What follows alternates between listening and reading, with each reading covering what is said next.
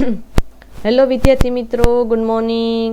હું છું જી madam, સાઇનર classes YouTube ફેમિલીમાં તમારું સ્વાગત કરું છું. વિદ્યાર્થી મિત્રો, હું આજે તમારી સમક્ષ લઈને આવી છું ધોરણ 8 અને વિષય છે સામાજિક વિજ્ઞાન, બરાબર. અને જે સ્વાધ્યાય પોથી જે આવે છે એનું જે સંપૂર્ણ સોલ્યુશન પાર્ટ જે ચેપ્ટર 2 છે. તો વિદ્યાર્થી મિત્રો, ચેપ્ટર 2માં ભારતમાં બ્રિટિશ શાસન ઈસવીસન 1757 થી ઈસવીસન 1857 એનું આજે આપણે સંપૂર્ણ સોલ્યુશન જોવાના છે. તો વિદ્યાર્થી મિત્રો, જો તમે ચેનલમાં નવા હોય તો ચેનલને સબસ્ક્રાઈબ કરી લેજો, જેથી અમે નવા વિડીયો મૂકીએ એની નોટિફિકેશન તમારા સુધી સૌપ્રથમ તમને પહેલાં મળે. એટલા માટે વિદ્યાર્થી મિત્રો, ચેનલને લાઇક સબસ્ક્રાઈબ કરી લેજો. તો હવે આપણે વિદ્યાર્થી મિત્રો, આપણે જે આ સંપૂર્ણ સોલ્યુશન જોવાના છે, તો હવે આપણે એની શરૂઆત કરીએ. તો પ્રશ્ન નંબર 1 શું છે વિદ્યાર્થી મિત્રો? તો પ્રશ્ન નંબર 1ની અંદર જે નીચે દરેક પ્રશ્નના ઉત્તર માટે વિકલ્પમાંથી સાચો વિકલ્પ શોધીને લખવાનું છે, બરાબર. તો એમાં પહેલું છે કે અંગ્રેજોએ પ્લાસીના યુદ્ધ પછી કોને બંગાળનો નવાબ બનાવ્યો? તો વિદ્યાર્થી મિત્રો, એમાં આવશે ડી, એટલે કે મીર કાસિમને, બરાબર. જવાબ આવશે આ મીર કાસિમને બંગાળનો નવાબ બનાવ્યો. 2 નંબરમાં વિદ્યાર્થી મિત્રો, નીચેના પૈકી કોણે અંગ્રેજોને બંગાળ અને બિહાર અને ઓડિશાની દીવાની સત્તા મળી? તો વિદ્યાર્થી મિત્રો, એમાં સી આવશે. સી એટલે તો વિદ્યાર્થી મિત્રો આવશે મુઘલ બાદશાહ શાહ આલમને, બરાબર. 3 નંબર વિદ્યાર્થી મિત્રો, કે કયા ગવર્નર જનરલે ભારતમાં કાયમી જમાબંધી દાખલ કરી હતી? તો એમાં આવશે વિદ્યાર્થી મિત્રો બી ઓપ્શન. તો બીમાં શું છે? તો કે ભાઈ લોર્ડ કોર્નવોલિસ છે, બરાબર. પછી 4 નંબર વિદ્યાર્થી મિત્રો, કે ભાઈ કઈ મહેસૂલ પદ્ધતિને કારણે અન્ન ભંડાર તરીકે ઓળખાતું બંગાળ કંગાળ બન્યું? તો વિદ્યાર્થી મિત્રો, એમાં આવશે બી, બરાબર. તો કે શું છે બીમાં? તો કે કાયમી જમાબંધીને કારણે. પછી 5 નંબરમાં રૈયતવારી મહેસૂલ પદ્ધતિના પ્રણેતા કોણ હતા? તો વિદ્યાર્થી મિત્રો, એમાં આવશે ડી ઓપ્શન. એમાં આવશે જવાબ થોમસ મુનરો. 6 નંબરમાં ઈસવીસન 1820માં કયા 2 પ્રાંતોમાં રૈયતવારી પદ્ધતિ લાગુ કરવામાં આવી હતી? તો વિદ્યાર્થી મિત્રો, એમાં આવશે બી, મુંબઈ અને મદ્રાસ ચેન્નઈમાં, બરાબર. 7 નંબરમાં જે મહાલવારી મહેસૂલ પદ્ધતિમાં જમીન મહેસૂલ વસૂલ કરવાની જવાબદારી કોને સોંપવામાં આવી હતી? તો સી નંબર આવશે વિદ્યાર્થી મિત્રો મુખીને, બરાબર. 8 નંબરમાં ભારતમાં મહાલવારી મહેસૂલ પદ્ધતિ કોણે દાખલ કરી હતી? તો વિદ્યાર્થી મિત્રો, એમાં આવશે ડી, જવાબ આવશે હોલ્ટ મેકિન્ઝીએ, બરાબર. 9 નંબરમાં કે ભાઈ ઈસ્ટ ઇન્ડિયા કંપનીએ ભારતમાં ખેતીનું શું થયું? ભાઈ એમાં આવશે જવાબ એ, વ્યાપારીકરણ થયું, બરાબર. 10 નંબરમાં ગળીનો છોડ કયા પ્રદેશમાં થાય છે? વિદ્યાર્થી મિત્રો, એમાં આવશે સી, જવાબ ગરમ પ્રદેશમાં થાય છે. 11 નંબરમાં ભારતમાં ગળી ઉત્પાદનની કેટલીઓ પ્રથાઓ હતી? તો વિદ્યાર્થી મિત્રો, એમાં આવશે જવાબ બી, આવશે 2, બરાબર. એટલી પ્રથાઓ હતી. 12 નંબરનું જે વિકલ્પ છે, ઈસવીસન 1790માં યુરોપીય દેશો ગળીનો પુરવઠો કયા દેશમાંથી મેળવતા હતા? તો વિદ્યાર્થી મિત્રો, એમાં આવશે સી, જવાબ કેરેબિયન દેશમાંથી મેળવતા હતા. 13 નંબરમાં ગળીના ઉત્પાદનની રૈયત પ્રથા કોને વધુ લાભદાયક હતી? તો વિદ્યાર્થી મિત્રો, ડી ઓપ્શન આવશે, ગળીના કારખાનેદારોને, બરાબર. એને વધારે એમ કે લાભદાયક હતી. 14મો જે વિકલ્પ છે વિદ્યાર્થી મિત્રો, કે ભાઈ ગળી ભારતના કયા ભાગનો મહત્વનો વેપારી પાક છે? તો એમાં જવાબ આવશે વિદ્યાર્થી મિત્રો બી, પૂર્વ ભારતનો વેપારી પાક છે. પછી 15 નંબરનો વિકલ્પ, કપાસ ભારતના કયા ભાગનો મહત્વનો વેપારી પાક છે? એમાં આવશે જવાબ એ, પશ્ચિમ ભારતનો, બરાબર. 16મો જે વિકલ્પ છે, કે 19મી સદીમાં ભારતના રહેતા જનજાતિના સમૂહમાં કયા એક સમૂહનો સમાવેશ થતો નથી? વિદ્યાર્થી મિત્રો, એમાં આવશે ડી ઓપ્શન, વાંસફોડા, બરાબર. એનો સમાવેશ થતો નથી. 17મું કે સંથાલ જાતિના આદિવાસી સમૂહમાં વર્તન ઝારખંડમાં ક્યાં રહેતા હતા? તો વિદ્યાર્થી મિત્રો, એમાં સી આવશે, હજારીબાગની આસપાસ રહેતા હતા. 18 નંબરનો વિદ્યાર્થી મિત્રો, કે ભાઈ 18 નંબરની અંદર શું છે? તો કે છોટા નાગપુરની આસપાસ કઈ જાતિના આદિવાસીઓ સમૂહમાં રહેતા હતા? તો એમાં આવશે બી ઓપ્શન, મુંડા જાતિના આદિવાસીઓ જે સમૂહમાં રહેતા હતા. 19મું ઝારખંડ રાજ્યમાં હજારીબાગ આસપાસ કયા આદિવાસીનો સમૂહ રહેતો હતો? વિદ્યાર્થી મિત્રો, એમાં આવશે વિદ્યાર્થી મિત્રો સી આવશે, જવાબ સીમાં આવશે સંથાલ. જે 20મું છે, કે મધ્ય ભારતમાં કઈ જાતિના આદિવાસીઓ સમૂહ રહેતા હતા? વિદ્યાર્થી મિત્રો, તો એમાં આવશે સી, ખોંડ, બરાબર. ખોંડ જાતિના જે સમૂહો રહેતા હતા. 21મું ઉલગુલાન અને ચળવળના પ્રભાવ દક્ષિણ બિહારના કયા વિસ્તારમાં રહેતો હતો? તો વિદ્યાર્થી મિત્રો, એમાં આવશે ડી, છોટા નાગપુર. 22મું બીર સારાજનો ધ્વજ કયા રંગનો હતો? વિદ્યાર્થી મિત્રો, તો એમાં આવશે સી, સફેદ રંગનો હતો. 23મો જે વિકલ્પ છે કે આદિવાસી કોના નેતૃત્વમાં મુંડારા સ્થાપિત કરવા ઈચ્છતા હતા? તો વિદ્યાર્થી મિત્રો એમાં એ આવશે બિરસા મુંડાના. પ્રશ્ન નંબર 1 પૂરો થાય છે. પ્રશ્ન નંબર 2 ની અંદર વિદ્યાર્થી મિત્રો ખાલી જગ્યા આવશે. તો કે ભાઈ યોગ્ય શબ્દ વડે અંક વડે એમ કે શબ્દો કે અંકો વડે જે વિધાનોની ખાલી જગ્યા પૂરવાની છે. તો પહેલી ખાલી જગ્યા એમ છે કે ભાઈ મુગલ બાદશાહે 22 ઓગસ્ટ, તો કે શું આવશે જવાબ ખાલી જગ્યા એમ? તો કે 1765 ઈસ્ટ ઇન્ડિયા કંપનીને બંગાળ, બિહાર અને ઓડિશાને દેવાની સત્તા મળી. બીજી ખાલી જગ્યા કે ગવર્નર જનરલ લોર્ડ કોર્નવોલિસે ભારતમાં કાયમી જમાબંધી નામની જમીન મહેસૂલ પદ્ધતિ દાખલ કરી હતી.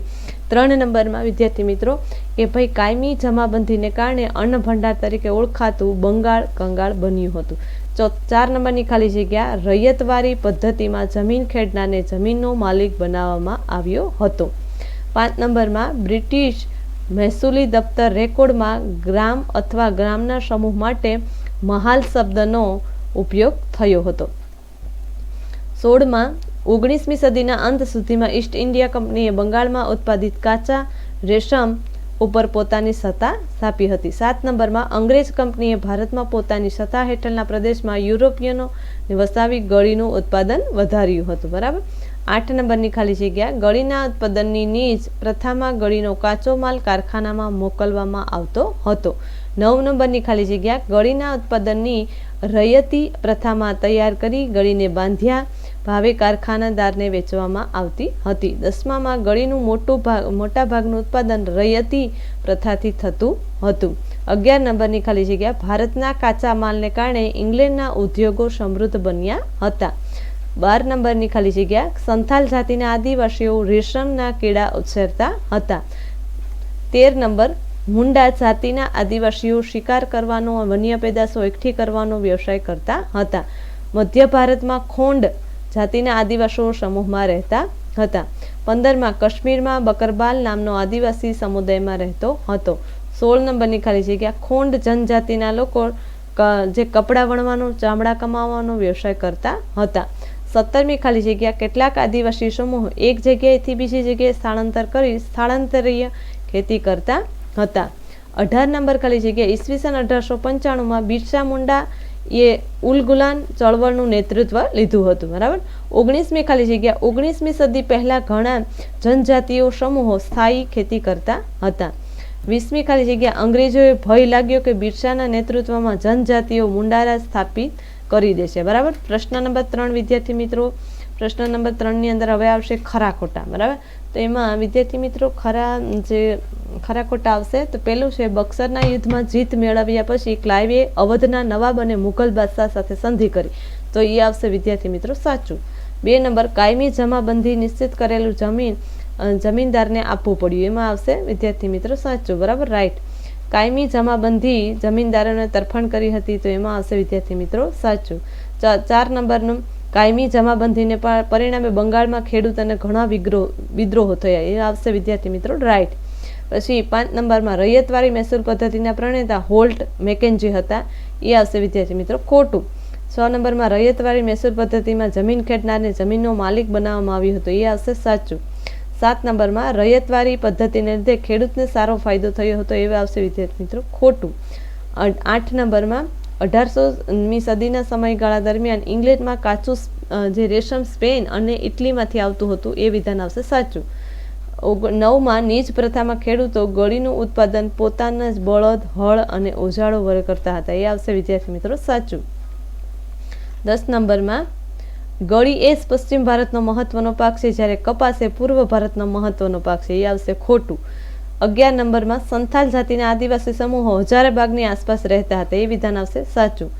12મું ખોંડ જનજાતિના લોકો ચામડાના રંગકામ માટે કસુંબી અને પલાશના ફૂલોનો ઉપયોગ કરતા હતા. એ આવશે વિદ્યાર્થી મિત્રો સાચું. બરાબર. પ્રશ્ન નંબર 4 જોડકા બંધ બેસતા જોડકા જોડવાના છે. તો શાહ આલમ બીજો કોણ આવતો? તો એમાં વિદ્યાર્થી મિત્રો નંબર 2 આવશે મુઘલ બાદશાહ. 2 નંબર લોર્ડ કોર્નવોલિસ. બરાબર. તો એમાં શું આવશે જવાબ? તો વિદ્યાર્થી મિત્રો 5 નંબર. તો 5 નંબરમાં શું છે? તો કે કાયમી જમાબંધી. 3 નંબરમાં થોમસ મુનરો, બરાબર. તો થોમસ મુનરોમાં શું જવાબ આવશે? તો કે 4 નંબર રૈયત પદ્ધતિ, બરાબર, રૈયતવારી પદ્ધતિ. 4 નંબરમાં હોલ્ડ મેકેન્જી, એને શું કર્યું? તો હોલ્ડ મેકેન્જી શું કર્યું? તો એમાં જવાબ આવશે નંબર 1, મહાલવારી પદ્ધતિનો અમલ કર્યો. 2 નંબરના જે જોડકા છે વિદ્યાર્થી મિત્રો, એમાં ગવર્નર જનરલ કોણ હતો વિદ્યાર્થી મિત્રો? તો એમાં જવાબ આવશે 3 નંબરમાં લોર્ડ કોર્નવોલિસ.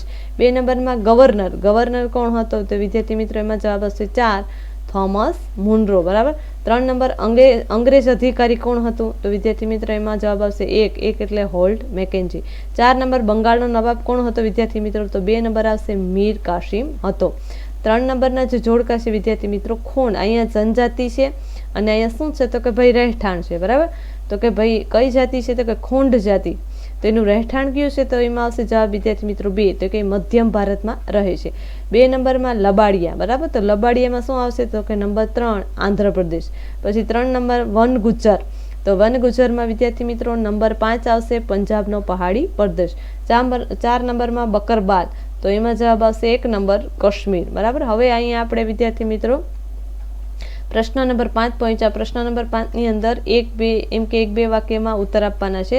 તો કે ભાઈ મીર જાફરને હટાવી અંગ્રેજોએ કોને બંગાળનો નવાબ બનાવ્યો? તો કે ભાઈ મીર જાફરને હટાવીને અંગ્રેજોએ મીર કાસિમને બંગાળનો નવાબ બનાવ્યો. 2 નંબરનો પ્રશ્ન છે કે બંગાળના નવાબ મીર કાસિમને અંગ્રેજો સાથે કઈ બાબતમાં અણબનાવ થયો? તો કે બંગાળના નવાબ મીર કાસિમના શાસન દરમિયાન બંગાળને કરમુક્ત અને ખાનગી વેપાર કરવાની બાબતમાં મીર કાસિમને અંગ્રેજો સાથે અણબનાવ થયો. 3 નંબરનો જે પ્રશ્ન છે કે ભારતમાં અંગ્રેજોની રાજકીય સત્તા ક્યારે શરૂ થાય? તો કે ભાઈ 12 ઓગસ્ટ 1765 રોજ મુઘલ બાદશાહે ઈસ્ટ ઇન્ડિયા કંપની બંગાળની દીવાની સત્તા આપી અને એ સાથે જ અંગ્રેજોની રાજકીય સત્તા શરૂ થઈ અને અંગ્રેજોએ વાસ્તવિક રીતે બંગાળની સત્તા બંગાળના જે નવાબ બન્યા હતા. 4 નંબરમાં ભારતમાં કયા ગવર્નર સમયમાં કાયમી જમાબંધી દાખલ કરવામાં આવી? તો વિદ્યાર્થી મિત્રો એમાં આવશે કે ભારતના ગવર્નર જનરલ લોર્ડ કોર્નવોલિસે સમયમાં કાયમી જમાબંધી દાખલ કરવામાં આવી. હવે 5 નંબરનો પ્રશ્ન વિદ્યાર્થી મિત્રો કે કયા યુદ્ધના વિજયથી અંગ્રેજો બંગાળના જે જમીન મહેસૂલ ઉઘરાવવાની સત્તા મળી? તો કે ઈસવીસન 1764 બક્સરના યુદ્ધના વિજયથી અંગ્રેજોને બંગાળના જમીન મહેસૂલ ઉઘરાવવાની સત્તા મળી. 6 નંબરનો પ્રશ્ન કાયમી જમાબંધીમાં કોનું શોષણ થતું હતું? કેમ? તો કે ભાઈ કાયમી જમાબંધીમાં ખેડૂતનું શોષણ થતું હતું, કારણ કે ખેડૂત જમીનદારે નક્કી કરેલું મહેસૂલ તેને ફરજિયાત આપવું પડતું હતું. જમીનદાર ખેડૂત પર જુલમ કરી અને તેમની પાસેથી મહેસૂલ વસૂલ કરતો હતો. 7 નંબરનો પ્રશ્ન કાયમી જમાબંધીનું શું પરિણામ આવ્યું? તો કે કાયમી જમાબંધીને પરિણામે ખેડૂતના અનેક વિદ્રોહો થયા અને અન્ન ભંડાર તરીકે ઓળખાતું એ બંગાળ હતું એ કંગાળ બની ગયું.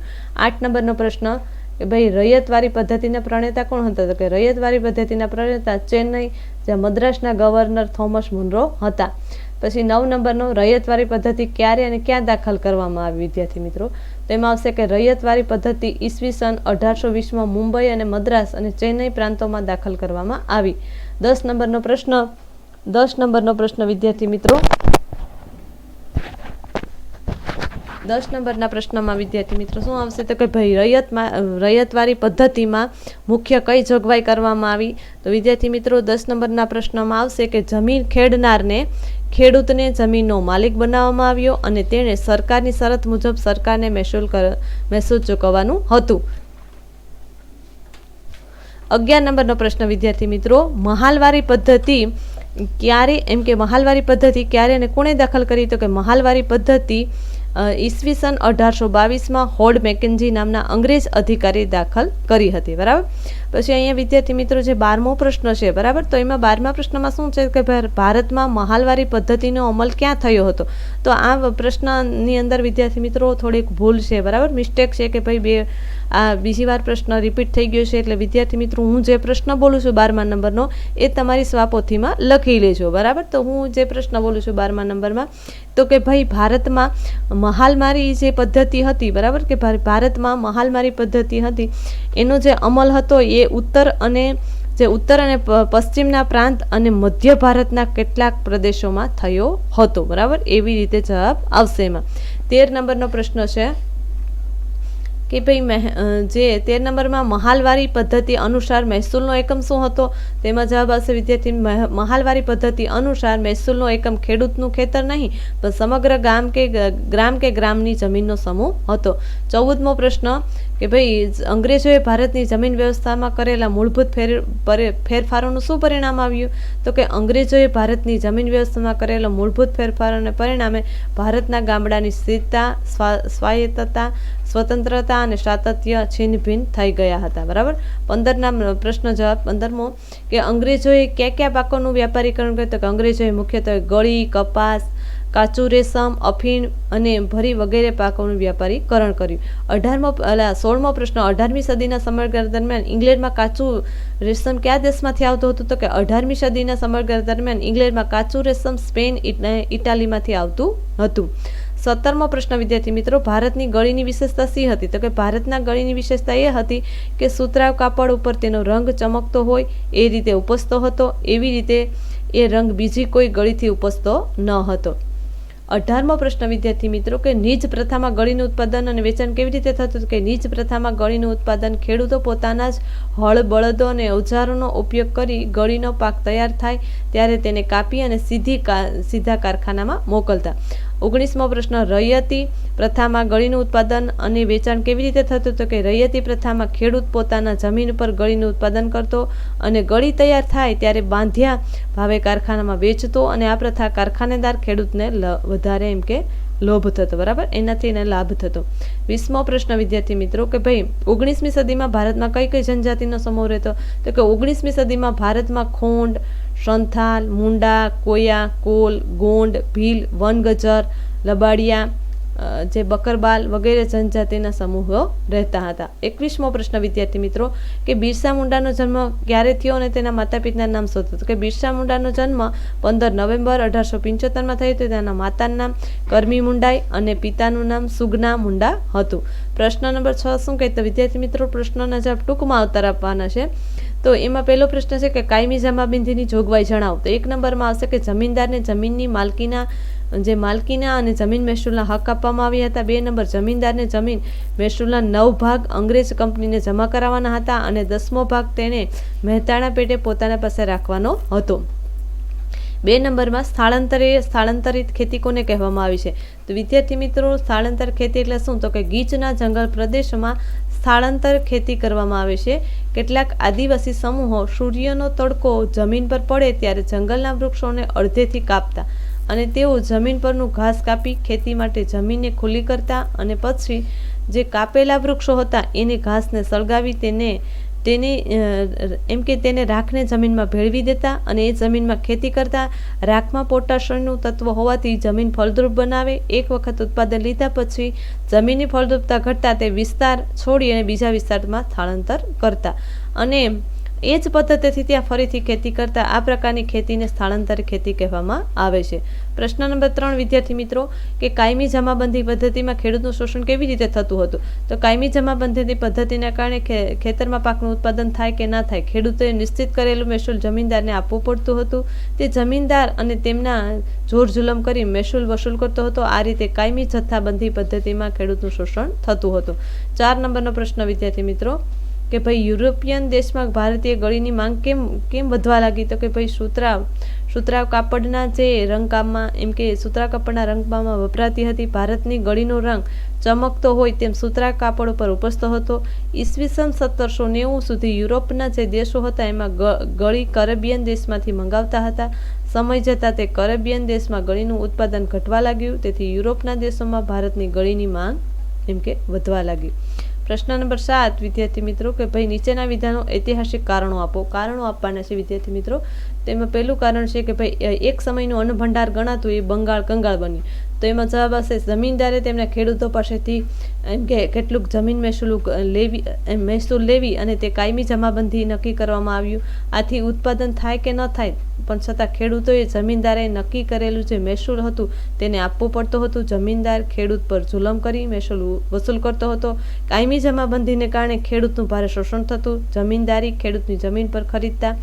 એક ખેડૂત જમીન વિહોણા અને ખેતમજૂર બની ગયા. અંગ્રેજ સરકારે ખેડૂત કે ખેતીનો એમ કે જે વિકાસ થાય એવા કોઈ પણ પગલાં ભર્યા વિના બંગાળ ખેતીનું ઉત્પાદન ઘટી ગયું હતું. બરાબર. પ્રશ્ન નંબર 2 કારણ 2 નંબર, અંગ્રેજ સરકારે બિરસા મુંડાની ધરપકડ કરી. તો કે બિરસાએ જન આંદોલન દરમિયાન મુંડા જનજાતિના લોકોને તેના ગૌરવશાળી ભૂતકાળ પ્રમાણે જીવન જીવતા હતા. બિરસાના દરેક વાત પર મુંડાના જનજાતિ લોકો સારી રીતે એમ કે માનતા હતા. તેથી એમ કે અંગ્રેજ સરકારને ભય લાગ્યો કે જનજાતિઓ બિરસાના નેતૃત્વમાં છોટા નાગપુરના વિસ્તારમાં એમ કે મુંડા રાજ્યની સ્થાપના કરી દેશે અને બિરસામાં જન આંદોલનનો વ્યાપ વધતા સરકારના રાજવહીવટમાં અડચણરૂપ બનવાનો ખોટો આરોપ મૂકી અંગ્રેજોએ ઈસવીસન 1895માં બિરસા મુંડાની ધરપકડ કરી. ટૂંક નોંધ છે વિદ્યાર્થી મિત્રો આગળ કે ભાઈ પહેલે આ પ્રશ્ન નંબર 8માં ટૂંક નોંધ, કાયમી જમાબંધી. તો કે ભાઈ ગવર્નર જનરલ લોર્ડ કોર્નવોલિસના શાસન દરમિયાન ભારતમાં ઈસવીસન 1793માં કાયમી જમાબંધી દાખલ કરવામાં આવી હતી. 1 નંબર, જમીનદાર જમીનની માલિકનો અને જમીન મહેસૂલ વસૂલ કરવાનો હક આપવામાં આવ્યો. જમીનદાર અંગ્રેજ સરકારના જે એજન્ટ હતા તેને કામ કરાવવાનું હતું. 2 નંબર, જમીનદાર જમીન અને મહેસૂલના 9 ભાગ અને અંગ્રેજ સરકારને આપવાના હતા અને 10મો ભાગ મહેસૂલના મહેતાણા પ્રમાણે પોતાની પાસે રાખવાનો હતો. કાયમી જમાબંધીમાં ખેડૂતોએ જમીનદાર નક્કી કરેલું મહેસૂલ તેને ફરજિયાત આપવું પડતું હતું. જમીનદાર ખેડૂતો પર એમ કે જુલમ કરી અને તેમની પાસેથી મહેસૂલ વસૂલ કરાવતો હતો. કેમ કે જમીન એમ કે દારે દર વર્ષે નિશ્ચિત અને કરાર મુજબનો રકમ સરકારને જમા કરાવવી પડતી હતી. આમ છતાં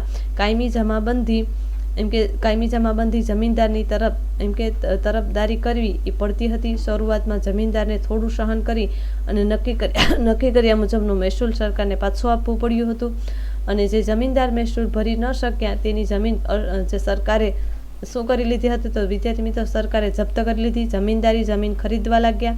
પરિણામ ખેડૂત જમીન વિહોણો થઈ ગયા અને ખેત મજૂર બની ગયા. સરકારે ખેતી અને ખેડૂતના વિકાસમાં કોઈ રસ ન દાખવ્યો. 2 નંબરમાં વિદ્યાર્થી મિત્રો બિરસા મુંડા, બરાબર, એની ટૂંક નોંધ છે. તો કે બિરસા મુંડા એ જનજાતિના સમાજના ઉત્કર્ષ માટે એમ કે રચાયેલી ઉલ ગુલામ ચળવળના એક પ્રણેતા હતા. બિરસા મુંડાનો જન્મ તો કે 15 નવેમ્બર 1875માં થયો હતો. તેના પિતાનું નામ સુગના મુંડા અને માતાનું નામ કરમી મુંડાઈ હતું. બિરસાનું બચપણ ઘેટા બકરા ચરાવવાનું હતું, વાંસળી વગાડવામાં, અખાડામાં, કુસ્તીના એમ કે દાવ રમવામાં એમ કે પસાર થતું હતું. કુટુંબની ગરીબાઈને કારણે બિરસાનું બચપણ પિતા સાથે સતત એક જગ્યાએથી બીજી જગ્યાએ સ્થળાંતરમાં વીત્યું હતું. આમ છતાં તેણે સ્થાનિક અને ખ્રિસ્તી અને મિશનની જે શાળાઓમાં શિક્ષણ મેળવ્યું હતું. તેમણે એમ કે બચપણમાં લોકો અને જે દીકુઓ બહારથી આવેલા લોકો, બરાબર, દીકુઓ એટલે બહારથી આવેલા લોકો વચ્ચે થતા સંગ્રામની વાતો સાંભળી હતી. તેણે જનોઈ ધારણ કરી હતી અને તેણે વૈષ્ણવ ધર્મના પ્રચારક સાથે કામ કર્યું હતું. યુવાનીમાં બિરસા જનજાતિ સમાજના ઉત્કર્ષ માટે કામમાં લાગી ગયા હતા. દક્ષિણ બિહારમાં છોટા નાગપુર વિસ્તારમાં લગભગ 400 એકમ માઇલના વિસ્તારમાં એ ચળવળનો પ્રભાવ હતો અને બિરસાએ ચળવળ દરમિયાન જનજાતિના લોકોને દારૂનો ત્યાગ કરવાની, ઘર અને ગામને સ્વચ્છ રાખવાની અને જે એમ કે શું કીધું કે ભાઈ એકદમ જે બિરસા મુંડા હતા, બરાબર, એણે ઘણું બધું એમ કે બહારથી આવેલા લોકો, બરાબર, એની સાથે વૈષ્ણવ ધર્મના સ્થાપક હતા. એમ કે એકદમ 400 મકાનના વિસ્તારમાં ચળવળનો પ્રભાવ હતો અને બિરસાએ ચળવળ દરમિયાન જનજાતિના લોકોને દારૂનો ત્યાગ કરવાના, ઘર અને ગામને સ્વચ્છ રાખવાની અને જાદુઈ કળામાં વિશ્વાસ ન કરવો એવી હાકલ કરી હતી. તો વિદ્યાર્થી મિત્રો અહીંયા જે આપણે ચેપ્ટર 2નું જે સંપૂર્ણ સોલ્યુશન અહીંયા પૂરું થાય છે. મેં મારા સરળ શબ્દમાં તમને આ જે સંપૂર્ણ સોલ્યુશન સમજાવવાનો પ્રયત્ન કર્યો. વિડીયો ગમ્યો હોય તો લાઇક કરજો, શેર કરજો અને અન્ય વિદ્યાર્થીઓ સુધી પહોંચાડજો. Thank you so much.